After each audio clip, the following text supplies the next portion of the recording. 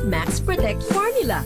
Helps stop cavities before they start, while keeping breath fresh. Try unique maximum fluoride protection. Para max alaga, max protektado. ACS. Wow, ang saya. Isang barangay na labada, puro mancha pa. Goodbye, pahinga. Mommy, isang laba lang yan sa Pride Bar Blue. May powerful stain-away enzymes na malupit sa dunit mancha. At di masakit sa kamay. Isang laban lang yan. Hello, pahinga. Hello, Pride Bar Blue. ACS. May nagbago. May arte, may budget.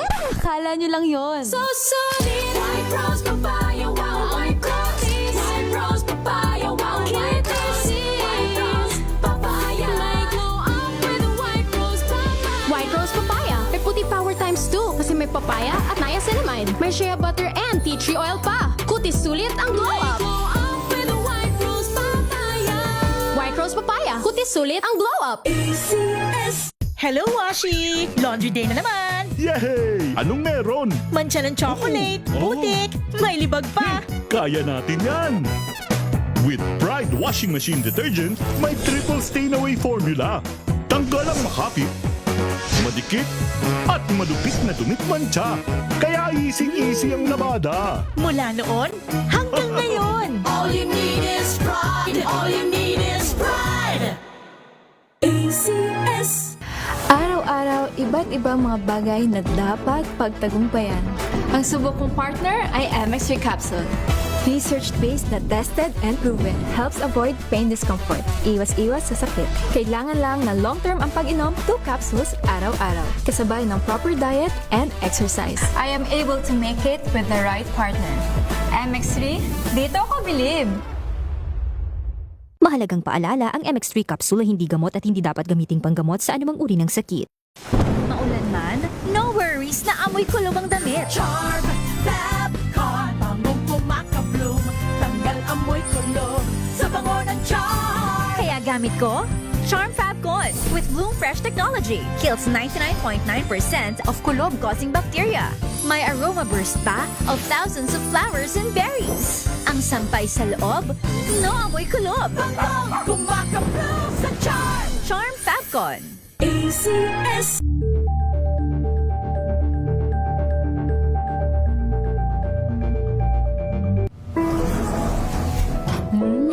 Amoy forever. Amoy LQ. Amoy New Calad Berry Blues. Amoy kala, amoy good vibes!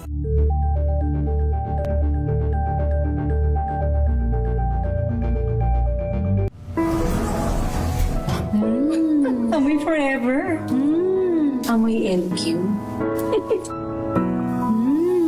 Amoy New Calad Berry Blues.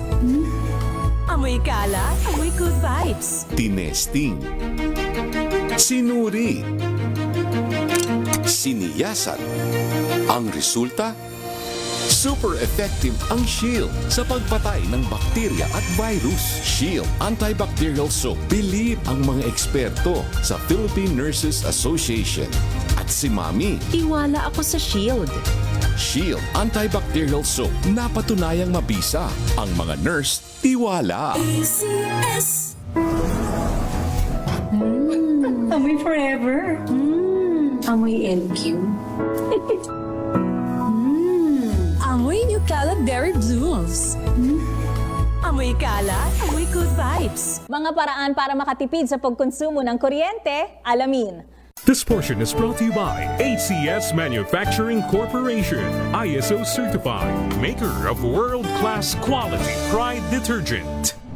Ayon sa National Grid Corporation of the Philippines o NGCP, posible pa rin makatipid sa paggamit ng kuryente kasabay ng pananatiling presko at komportable. Una, huwag hayaang nakasaksak ang mga kagamitan sa bahay tulad ng telebisyon kapag hindi ginagamit. Dahil ayon sa ahensya, kumukonsumo pa rin ito ng kuryente. Pangalawa, sa mga ilaw na ginagamit, makatutulong sa pagtitipid ang paggamit ng compact fluorescent lamps o LED bulbs. Pangatlo, buksan ang mga bintana upang makapasok ang sariwang hangin at natural na liwanag. Nang sa ganon ay makababawas rin sa paggamit ng ilaw at electric fan. At pang-apat, pagdating naman sa pagpaplansya, pinapayuhang ischedule ang mga plansyahin ng maramihan. Gayon din sa paglalaba upang makatipid naman sa tubig. This portion is brought to you by ACS Manufacturing Corporation, ISO certified, maker of world-class quality Pride detergent.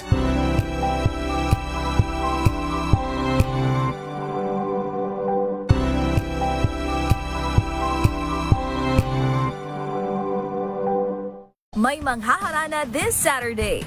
Hi, we are Route XYZ, and you're watching Scene Zone. Kwentuhan with magbalik hitmaker Lem Belaro kasama ang kanyang mga kabanda, ang bokalistang si Evo at Japanese guitarist na si Hiro. Sa akin, let's make band with me. Ay, dahil din sa akin kung bakit muntik na. Dahil din sa muntik ng sumuko si Sir. Kaya minsan, ang isang lyrics napakadami niyang meaning. Like yung Madama, isang lyrics 4 ang meaning ng buong song.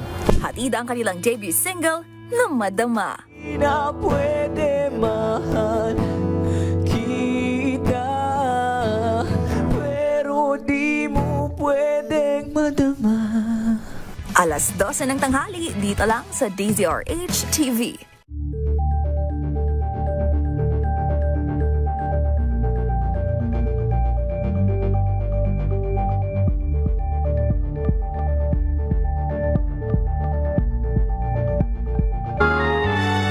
Kauna-unahan sa Pilipinas. NBC Manila Broadcasting Company. DZRH, member, kapisanan ng mga broadcaster ng Pilipinas. Oras sa Father Lito Jimenez, alas 4:11. Uy! Nakapag-break ka na ba? Nakapag-relax ka na ba? Saan ka man nagtatrabaho, mapa-opisina man o work from home o mula mismo sa pwesto, sasabayan namin ang break time mo. Sasabayan namin ng mga balita at komentaryo, mga panayam ng mga taong viral ngayon. DZRH Break Time! RH Break Time!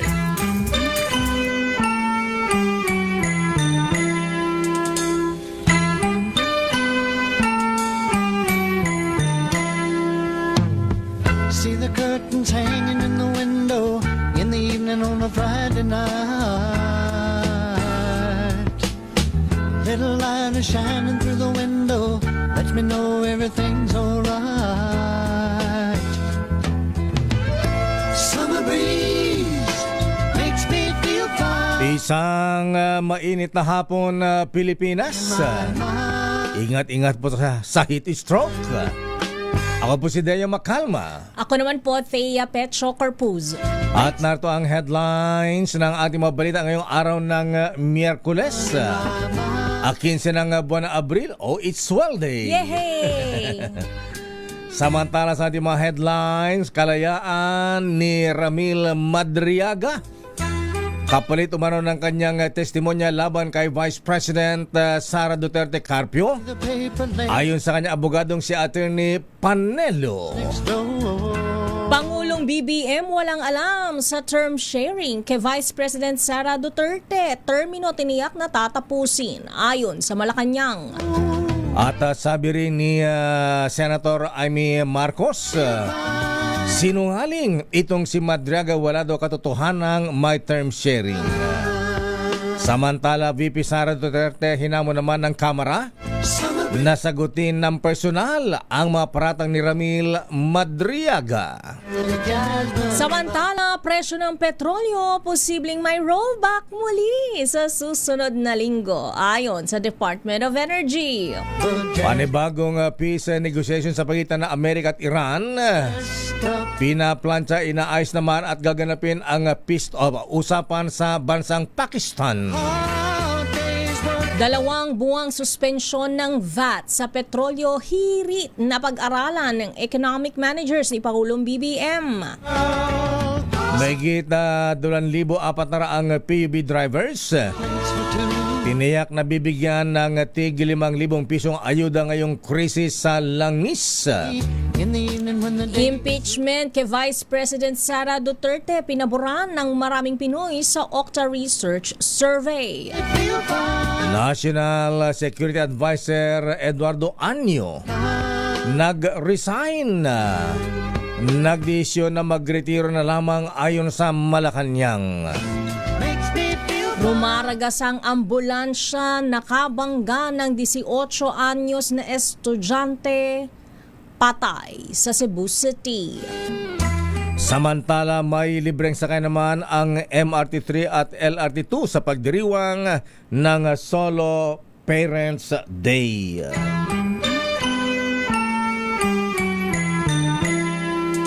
At ngayon sa detalye ng ating mga balita. Inagapan na ng Malacanang na itakda ang 20 pesos kada litro ang rollback sa diesel epektibo kahapon. Sa panayam ng 2x2, inamin ni Energy Secretary Sharon Garin na bago inanunsyo ni Pangulong Marcos ang latest rollback, may mga impormasyon na 8 hanggang 10 piso lang bawat litro ang itinapyas sa presyo ng diesel. Sinabi ng kalim na batay sa calculation ng Department of Energy, hindi dapat bumaba sa 20 pesos bawat litro ang halaga ng diesel na mababa sa naunang pagtayan ng oil industry. Narito si Narito si Secretary Sharon Garin. Ang calculation, ang DOE kasi niyan very very mathematical yung yung rollback or increase niya. Kinukuha yung averaging based on international trading, kung ano yung closing niya every day, na average yung 5 araw, 5 days.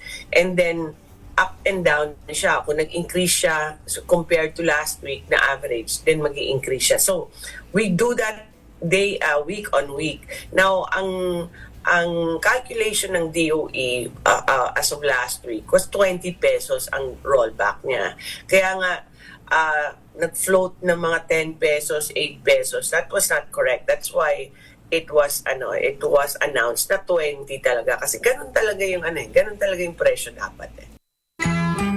Samantala, dapat sundin ng mga oil company ang inaanunsyong minimum rollback o maximum price hike sa petrolyo ng gobyerno ngayong umiiral ang National Energy Emergency. Ito ang sinabi sa DZRH News si Energy Secretary Sharon Garin kasabay ng kumpirmasyong nag-issue na ang ahensya ng kautusan para rito noong Lunes. Nakabatay niya ang ilalabas na minimum o maximum price sa kalkulasyon ng Department of Energy na nakadepende naman sa galaw ng presyuhan sa pandaigdigang merkado.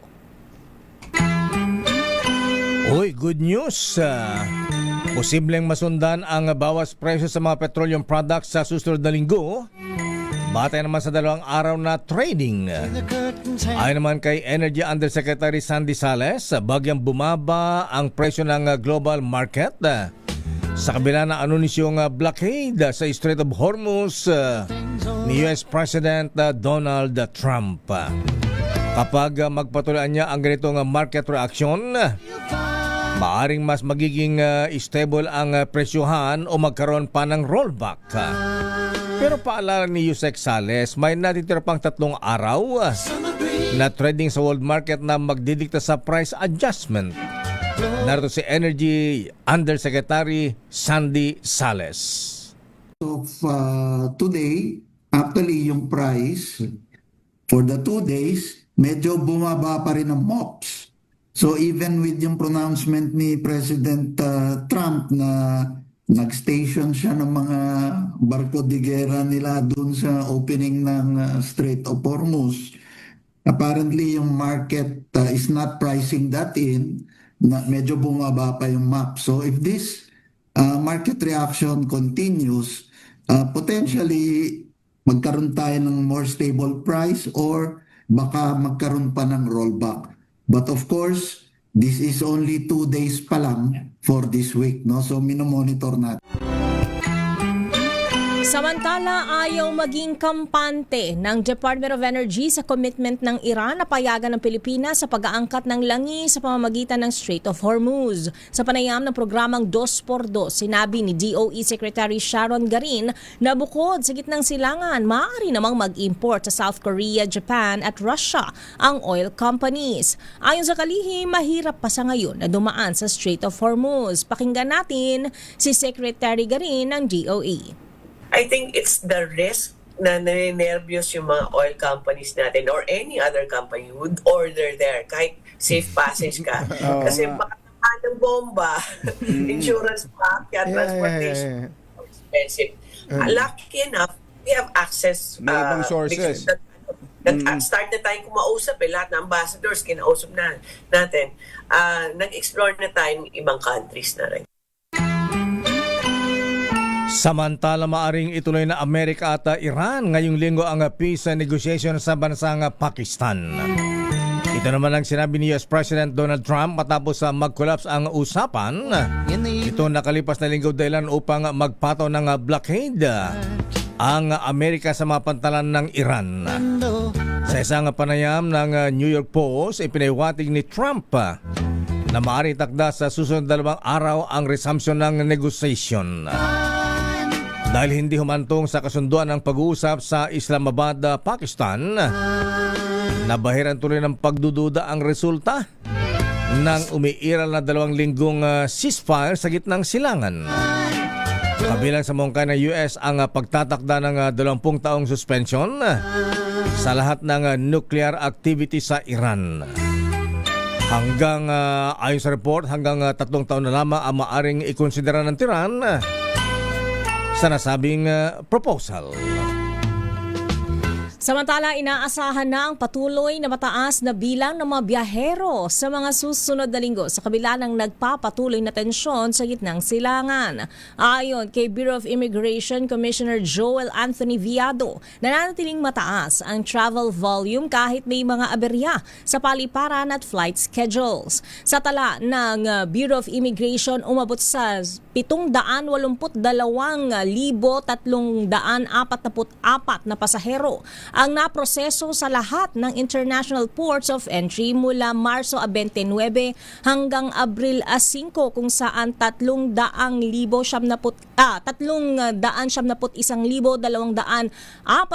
ang arrivals at 391,101 ang departures. Naitala sa unang quarter ng 2026 ang kabuuang 4.2 million arrivals at 4.5 million departures, mas mataas kumpara sa kaparehong panahon noong nagdaang taon. Gayunman, bumaba sa humigit kumulang 80% ang travel papunta at mula sa mga bansa sa Middle East sa unang quarter ng taon. Mahigit 2,400 drivers ang tatanggap naman ng TIG. 5,000 piso mula sa DSWD sa panibagong payout para sa mga hindi nabigyan sa unang batch. Ayon kay Director J. Reyes de la Fuente ng Manila DSWD, ang payout ngayong araw ay para sa mga hinakuha noon at mga nadagdag ang pangalan sa listahan ng mga benepisaryo. Habang nilino naman ng DSWD na posible pa rin may hindi maisama sa listahan dahil duman pa mano ito sa validation, delisting at paglilinis ng kanilang mga records. Pero tiniyak nila na maaari pang magkaroon ng panibagong special payout para sa mga hindi pa makasama sa listahan sa pagkakataong ito. Sa iba pang balita, tiniyak ng Philippine National Police ang kaligtasan ng mga public utility vehicle driver na hindi lalahok sa ikinasang tigil pasada ng piston at iba pang grupo. Ayon kay PNP Chief General Jose Melencio Nartates Jr., nag-deploy sila ng mga tauhan sa mga pangunahing lansangan para matiyak na hindi mahaharas ang mga tsuper. Anya, nirerespeto nila ang karapatang magsagawa ng pagkilos ng mga transport group pero hindi umano nila hahayaan ang anumang uri ng karahasan. Sinabi ni Nartates na layunin din ng kanilang presensya na matiyak na payapa at maayos na maisasagawa ang mga kilos protesta. Sa anunsyo ng piston, tatagal hanggang Biyernes ang kanilang tigil pasada, kaugnay pa rin ng pagtaas ng presyo ng petrolyo. Kalayaan. Pagpapalaya kay Ramil Madriaga ang kapalit umano ng kanyang pagbibigay ng testimonya laban kay Vice President Inday Sara Duterte Carpio. Ito naman ang sinabi ni Attorney Salvador Paulo Panelo Jr., Legal Counsel ng Vice Presidente. Sinabi niya sa panayam ng damdaming bayan na walang katotohanan. Tathang isip at laway lamang ang puhunan ni Ramil Madriaga. Sinabi pa ni Atty. Panelo na walang ebidensya o katibayan si Madriaga sa mga paratang na ibinabato laban kay VP Sara at dating Pangulong Digong Duterte. Sinabi pa ni Atty. Panelo na may preba silang may ibang motibo si Madriaga sa pagtestigo sa pagdinig sa Kamara kahapon. At ito nga ay ang pagpapalaya kay Madriaga kapalit ng kanyang mga pahayag laban sa Vice Presidente. Sinabi pa niya na merong text message si Madriaga kay Lieutenant Colonel Dennis Nolasco, dating DepEd Security Officer ng Vice Presidente, para bumaliktad na rin para siya ay maging state witness at makalaya mula sa kulungan. Narito si Attorney Salvador Paulo Panelo Jr. Sabi sa text messages, Lieutenant Colonel Nolasco, bumaliktad ka na, sabihin mo na lang na sa akin mo binigay yung confidential funds at ako na lang magpapaliwanag kung saan ko binigay. Huwag kang mag-alala sa akin, makakalaya ako kasi magiging state witness ako. So yun po ang nagkukumpirma na kung ano ang motibo nito. At mind you sir, again, just to reiterate, nasa perjury complaint po yan. Meron pong record ang House Justice Committee niyan. So nakita nyo na po kung gaano ka moro-moro yung ginagawa nila dyan. Nagbubulag-bulagan sila doon sa katotohanan dyan sa House Justice Committee. Kaugnay ng balitang yan, iginiit ng Kamara na dapat sa hearing sa Kamara at hindi sa press release ang anumang pagtanggi ni Vice President Sara Duterte sa mga paratang ni Ramil Madriaga. Gayunman, nirerespeto ng House Justice Committee ang patuloy na pagtanggi ni VP Sara na dumalo ng personal sa impeachment proceedings. Bukas ang komite sa pagpunta ni VP Sara para ibigay ang kanyang panig at questionin ng lahat ng mga bintang sa kanya.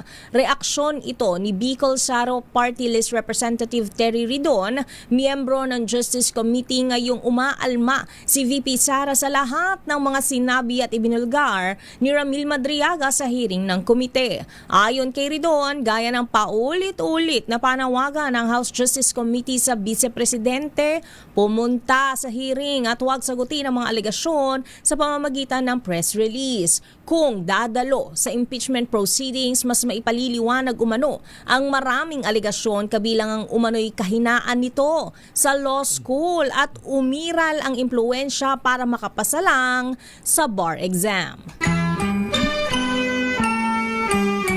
Walang term sharing agreement ni Pangulong Bongbong Marcos at Vice President Sara Duterte Carpio.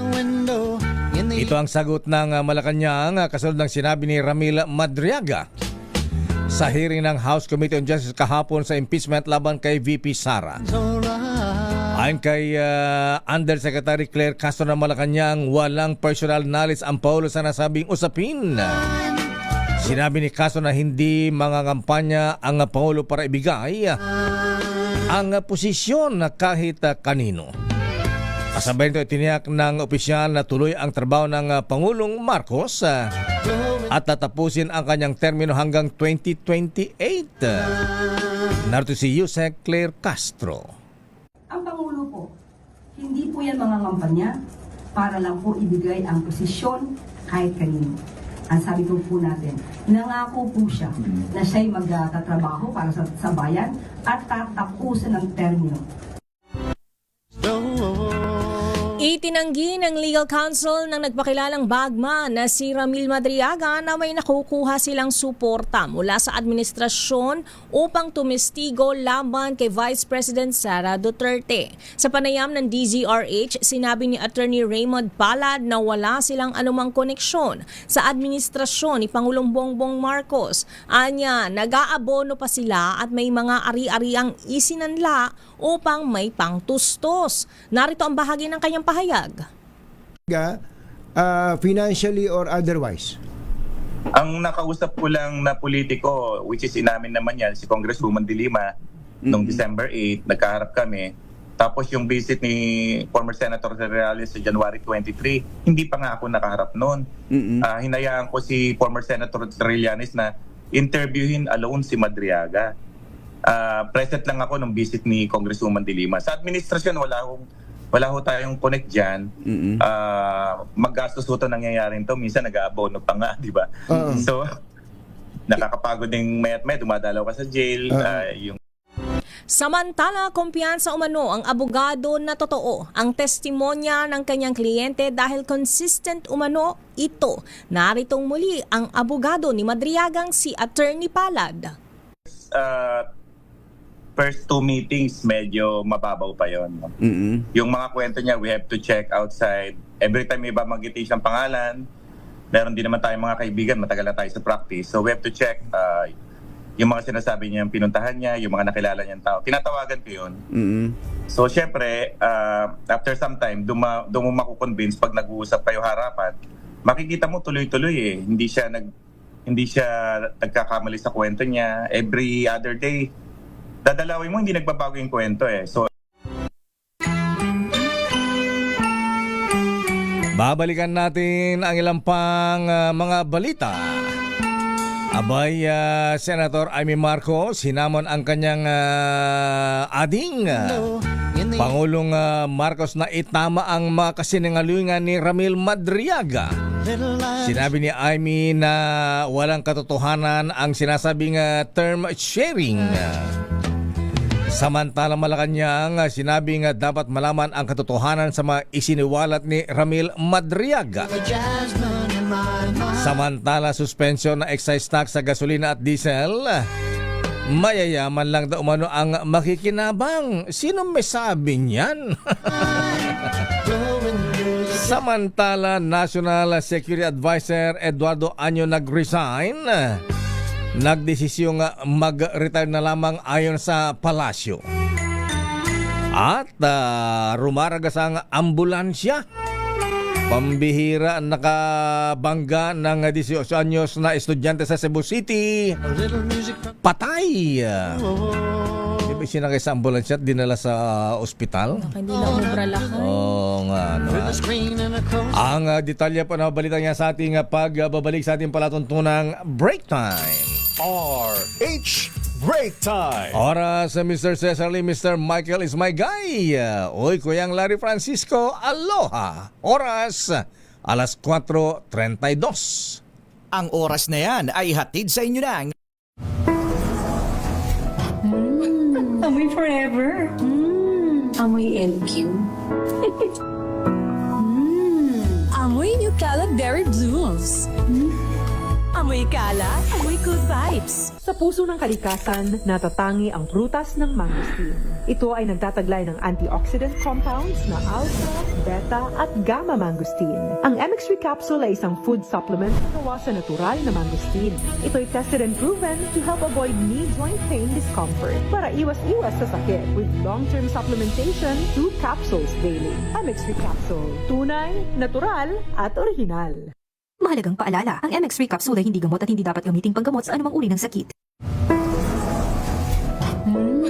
Amoy forever. Amoy LQ. Amoy New Calad Dairy Blues. Amoy kalat, amoy good vibes.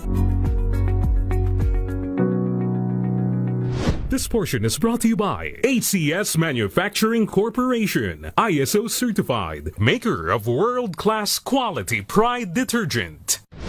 Kung Pinoy ka, paniguradong narinig mo na sa ibang tao na kapag daw nahulog ang pagkain at pinulot mo agad bago ang 5 segundo, ay ligtas pa rin daw itong kainin. Pero, gaano nga ba katotoo ang tinatawag nating 5-second rule?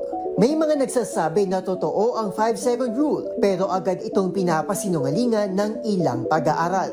Ayon sa pag-aaral ng Rutgers, ang paglipat ng bakterya sa isang pagkain na nahulog ay may bilis lamang na less than a second hanggang 1 segundo. Ganito rin ang lumalabas sa isang research ng isang estudyante sa University of Illinois, kung saan maraming germs agad ang lumipat sa pagkain matapos nitong mahulog sa sahig. Ibig sabihin, matapos mahulog ang isang pagkain ay hindi na ito safe na kainin pa. Nakadepende rin daw ang bilis ng transfer ng germs tulad ng Salmonella at E. coli sa moisture nito at sa uri ng surface na pinaghulugan nito. Halimbawa, kung ang pagkain mo ay mamasa-masa at malagkit at nahulog ito sa sahig, mas mataas ang contamination rate nito o mas mabilis ang pagkapit ng dumi kumpara sa dry at hard food na nahulog. Ayon naman kay Robert Romaine, isang food safety consultant sa Art Institute of California, itinuturing na marumi lahat ng surface at lahat ng lalapag dito ay itinuturing ng basura. Upang masiguro naman ang ating kaligtasan at maiwasan ang pagkakasakit, mas mainam daw na wag nang kainin at itapon na lamang ang mga nahulog na pagkain, lalo na sa mga prone sa sakit tulad na lang ng mga bata, buntis, matanda at yung may mahinang immune system. Pero kung wala ng choice, ay pwede rin naman daw hugasan muna ng maigi ang pagkain. Safety first nga, ika nga nila. Kaya naman maituturing pa rin na myth ang paniniwala sa konsepto ng 5-second rule o ang pagkain muli sa nahulog na pagkain ng wala pang 5 segundo. This portion is brought to you by ACS Manufacturing Corporation, ISO certified, maker of world-class quality Pride detergent.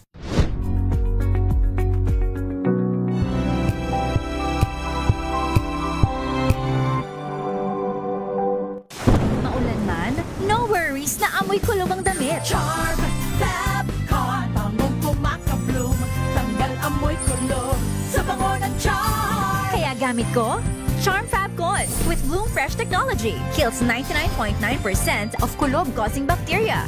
May aroma burst pa of thousands of flowers and berries. Ang sampay sa loob, no amoy kulob. Bangong kumakabloom sa Charm. Charm Fabcon. ACS.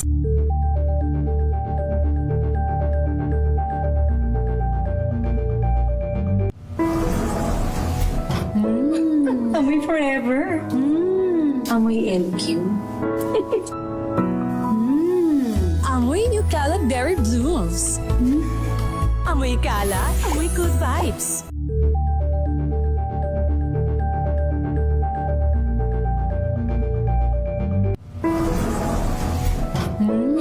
Amoy forever. Amoy LQ. Amoy New Calad Berry Blooms. Amoy kalat, amoy good vibes.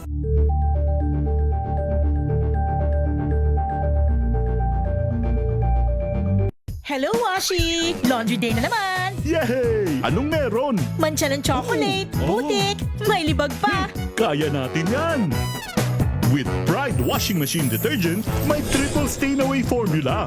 Tanggal ang makapit, madikit, at malupit na dumit mancha. Kaya easy-easy ang labada. Mula noon hanggang ngayon! All you need is pride! All you need is pride! ACS.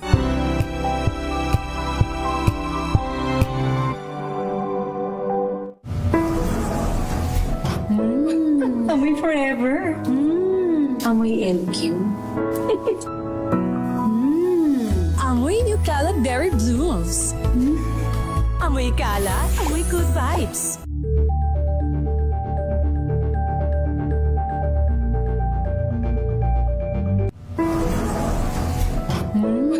Amoy forever. Amoy LQ. Amoy New Calad Berry Blooms. Amoy kalat.